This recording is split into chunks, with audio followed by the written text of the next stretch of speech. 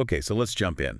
I think to really get this, you have Yeah. to start with the smell. You really do. It's what all the accounts emphasize. It's the first thing that hits you. Yeah, and it's not just, a city in a summer heat wave.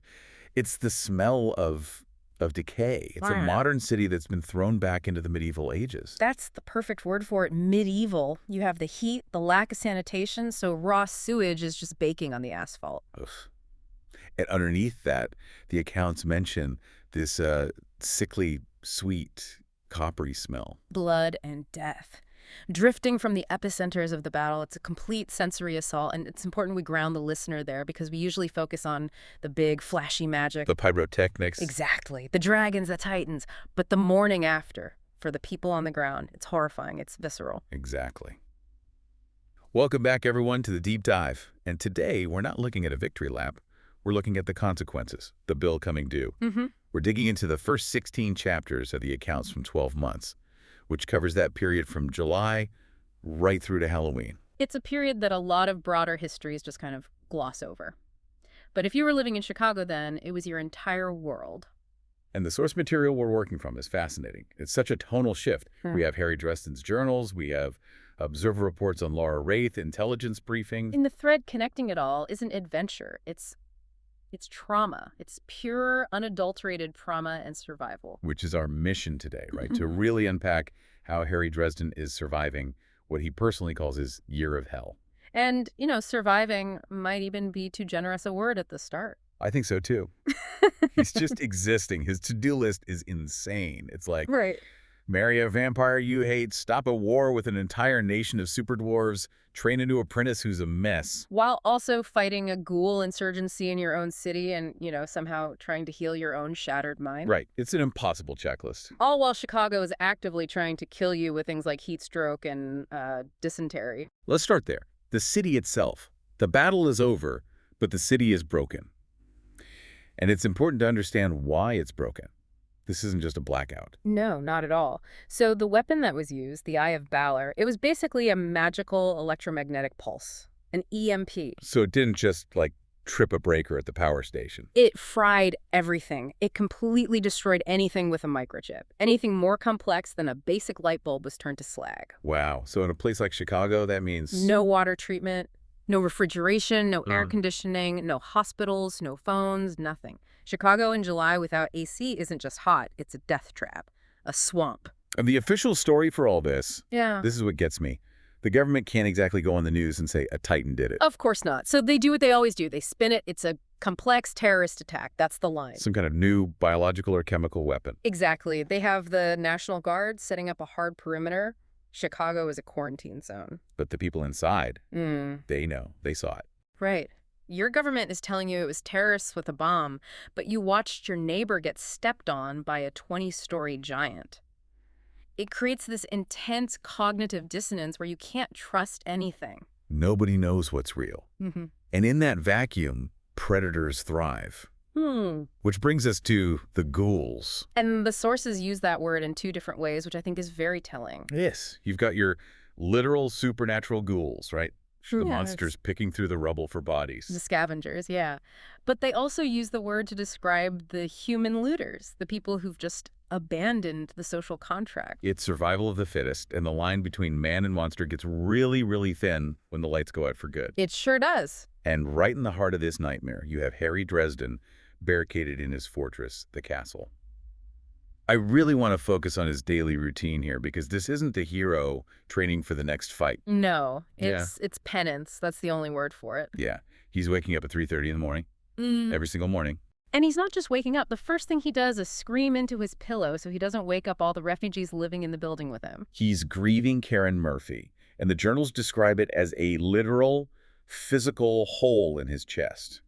He can't fix it, so he just tries to numb it. Drown it out. That's what the physical regimen is about. He's not working out for his health. He's in the gym lifting until his muscles fail, running until he throws up. He's using physical pain to block the emotional pain. 100%. But there's a specific physical detail that the medical reports highlight that we have to talk about. The burns on his arm. From the holy sword, Fidelicius. Correct. Now, Harry's a wizard. He's got a powerful healing factor. He should have shaken that off weeks ago. But months later, these burns are still raw. They're weeping. They refuse to heal. So why? What's going on? Is it some kind of magical curse from the sword? It's psychosomatic. That's the conclusion. In this world, magic and belief are.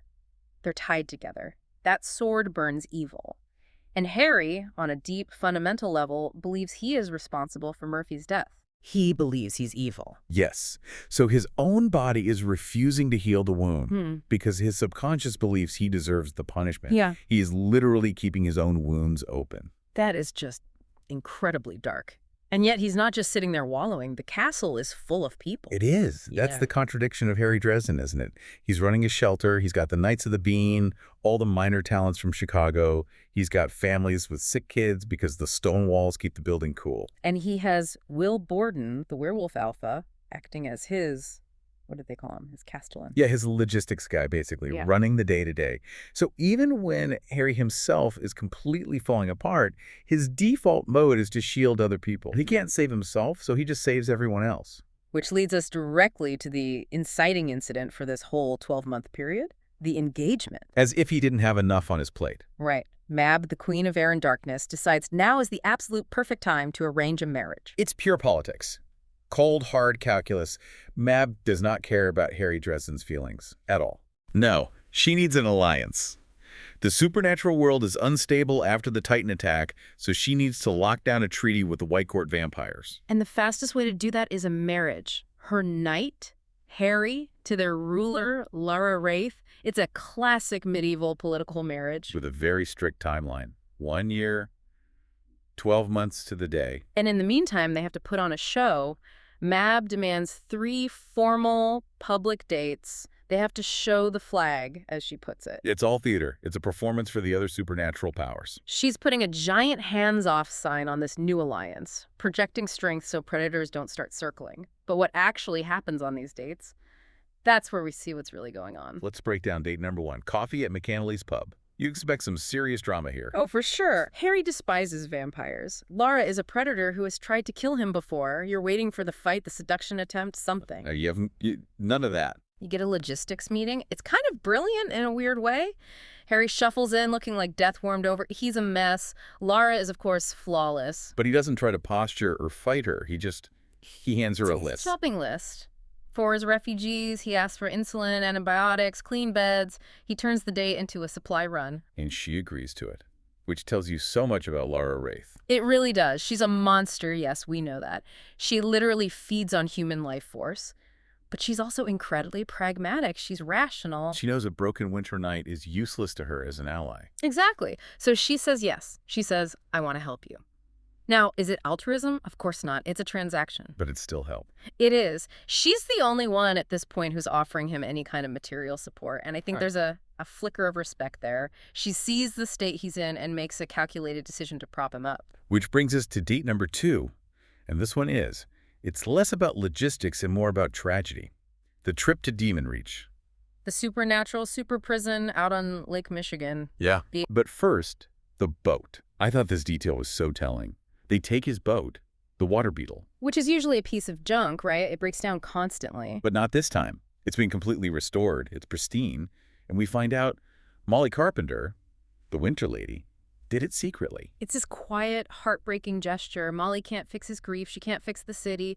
But she can give him one thing in his life that just works. But the destination itself is grim. They're going to see Thomas. Their brother, Harry's half-brother, Lara's brother, who is effectively in a magical coma. He's trapped inside a crystal to stop his internal hunger demon from consuming him from the inside out. And this scene, this is the moral core of the first part of the story, because both Harry and Lara love Thomas. They both want to save him. But their ideas of how to save him are on opposite sides of the universe. But really, Lara's plan is simple. Wake him up and then feed him. And she doesn't mean like a snack. She means feeding him human beings. Criminals, she calls them. A death sentence by vampire. And Harry just draws a hard line in the sand. No, absolutely not. No murder. Not even to save his brother. It's a complete stalemate. She looks at him like he's a naive child. From her perspective, survival is the only morality that matters. You do what you have to do for family. But for Harry, if you cross that line, you're not saving anyone. You're just becoming another monster. And while this moral debate is happening, there's this quiet, chilling detail. At one point, Lara touches his arm. Yeah. Skin on skin. And nothing happens. And for anyone who knows the lore, that is a gut punch. A white court vampire can't touch someone who is protected by true love. It burns them like acid. For years, Harry's love for Karen Murphy was his shield. Laura couldn't lay a hand on them without getting horrific burns. But now she can. The protection is gone. It's just a brutal physical confirmation of his loss. It tells him two things at once. One, Murphy is gone, and her protection has faded from his soul. And two, he's vulnerable now. He has no shield against Laura's power anymore. He's exposed. It's just, talk about rubbing salt in the wound. And the pressure just keeps piling on. Because while he's dealing with all this, the Svartals decide to pay a visit. The dwarves, and specifically their king, Etri. Who is normally a voice of reason in the supernatural world. He's neutral, he's a diplomat. Not this time. He is ice cold in this meeting. You have to remember, Thomas attacked the Svartals just before he was put in stasis. He killed one of Etri's people. And Svartkov culture is built on honor and balancing the books. There's no forgiveness, there's only debt. And Etri is there to collect. He demands a life for a life. He gives Harry an ultimatum. You have 1 year, the exact same timeline as the wedding, to prove Thomas was possessed or framed. And if he can't, the Svartals will either execute Thomas themselves or they will declare war on the entire Winter Court. And of course, Mab Elves no help. She basically tells Harry, this is your mess, clean it up. Or don't, just don't bother me with it. So he's completely on his own, trying to solve this impossible diplomatic crisis. And he can't even turn to his old allies for help. The scene with the White Council wardens, with Carlos Ramirez, that was painful to read. It really was. These were his friends. Ramirez was one of his best friends. Was. Keyword. That bridge is gone. Harry's been excommunicated from the council. Ramirez is. He's a changed man. He's bitter. He's been through his own trauma. And he looks at Harry now and he doesn't see a friend. He sees a rogue agent, a potential monster who's literally in bed with the enemy. There's that standoff at the castle where Harry has to basically tell them, you don't just show up on my doorstep anymore, you call first. He has to. He's the Winter Knight now. He can't show weakness, not even to old friends. But the real twist of the knife is when they talk about the bodies. The bodies of Wild Bill and Yoshimo. The wardens who died and were taken by the Black Court vampires. A huge part of the Warden Code is you don't leave anyone behind, dead or alive.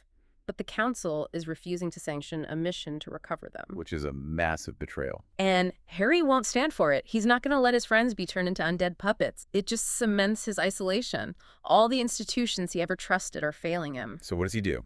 He builds his own institution, a new team. And honestly, this crew living in the castle, you can make a whole show about them. Oh, absolutely. First, we have to talk about Bear. Freydis, the Valkyrie.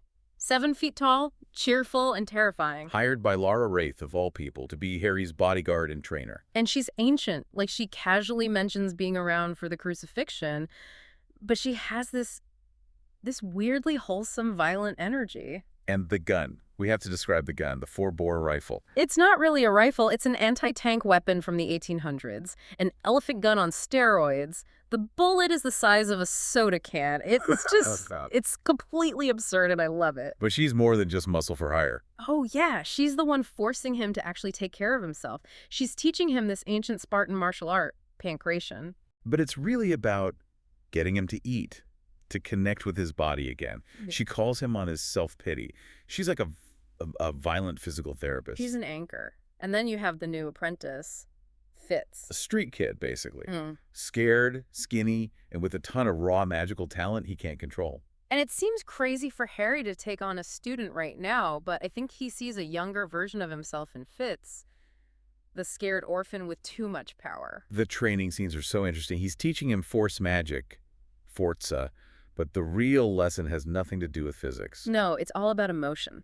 Magic comes from who you are. That's the core lesson. To control the magic, you have to control yourself. The irony being that Harry is completely failing at that himself. It's the ultimate do as I say, not as I do. He's teaching the very thing he needs to learn. And in the background, we see another new group stepping up. The Brotherhood of St. Bridget. Daniel Carpenter, Michael's son. This is a big deal. The official channels, the council, the government, they're all failing. So ordinary people are filling the vacuum. The church is backing a militia of monster hunters.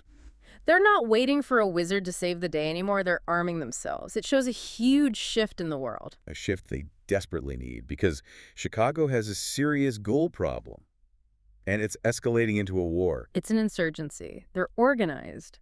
They're targeting the most vulnerable people, the homeless in the encampments. And they're led by this guy, Carter Lachaise, the Ghoul King. Who has this creepy, faux Southern gentleman act. He's arrogant, dismissive. And Harry does the classic Harry thing. Oh, yeah. He draws a line in the sand. He gives him an ultimatum. Get out of my city by sunrise. It's a very dramatic cowboy move. Unfortunately, he decides to go to the big showdown hungover. Just the worst possible preparation. Catastrophically bad decision. He's tired, he's grieving, he's drunk from the night before, he takes Fitz and Bear, and they walk straight into a trap. The ghouls set up a fake scavenger camp as bait, and he falls for it. And he's immediately swarmed, pinned down, bitten, and this is the moment. This is the payoff to all that psychological groundwork. He tries to use his magic, his go-to offensive spell.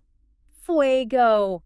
Fire! He screams the word. And nothing happens. A fizzle, a puff of smoke. The magic fails him completely. And it's not because he's tired. It's because his subconscious, that part of him that believes he deserves to be punished, won't let him use it. You can't wield magic if you don't believe you have the right to. And in that moment, he doesn't. His own guilt literally strips him of his power. He's helpless. If Bear hadn't gone on a rampage with that cannon. And if the Brotherhood hadn't shown up with heavy weapons and flashlights, that would have been it. End of story. The rescue is amazing, though. You have this image of a rabbi blowing a shofar, a ram's horn, and blasting the ghouls with raw faith. It shows the power of the community saving him instead of the other way around. But for Harry, it's the ultimate humiliation. He knows he's broken. Which leads, finally, to an intervention. He doesn't just need a medic. He needs a spiritual medic. He needs Michael Carpenter. The moral compass. Yeah. And that barbecue scene is so powerful because of how quiet it is. Michael doesn't lecture him. He makes him come over for dinner.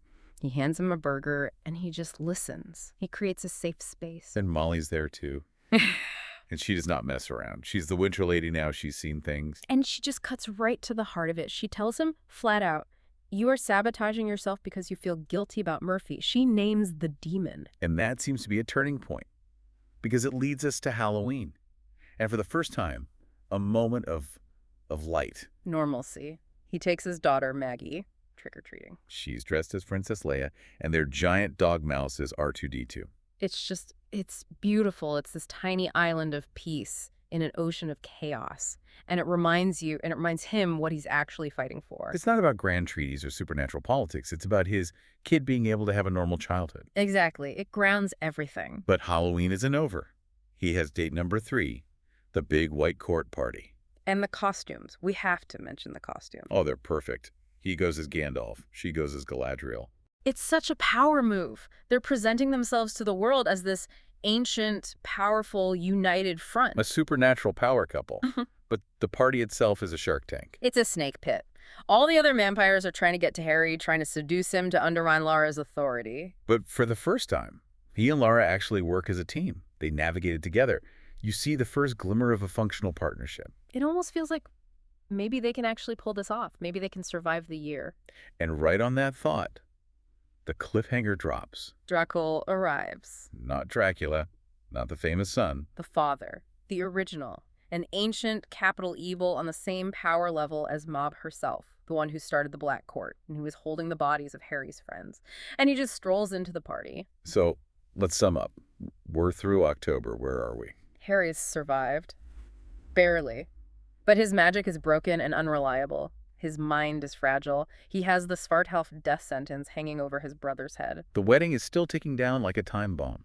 And now, one of the oldest and most powerful evils in the world has just shown up on his doorstep. This deep dive really makes it clear, doesn't it? 12 months isn't a monster hunt. It's a story about recovery. The external battles are just mirrors of the internal one. He has to rebuild Chicago, but he also has to rebuild Harry Dresden. And the second job is way harder. I want to leave our listeners with one last thing to chew on, something from the sources. Harry has this dream where he talks to a version of himself, a shadow self. Mm-hmm. And his shadow suggests that Harry is fighting this marriage to Laura because he thinks it's the evil choice, which is very on brand for him. Right. But the shadow asks a really provocative question. It asks, what if you're not afraid that you're choosing evil? What if the real fear is that you might actually like it? Wow. What if moving on, what if finding a new partnership feels like a betrayal of Karen Murphy? What if healing feels like forgetting? That's the real question he has to answer. And if he gets it wrong, a lot more than just his city is going to burn. Heavy stuff. Incredibly fascinating. That's all the time we have for this deep dive. Thanks for listening. Stay safe out there.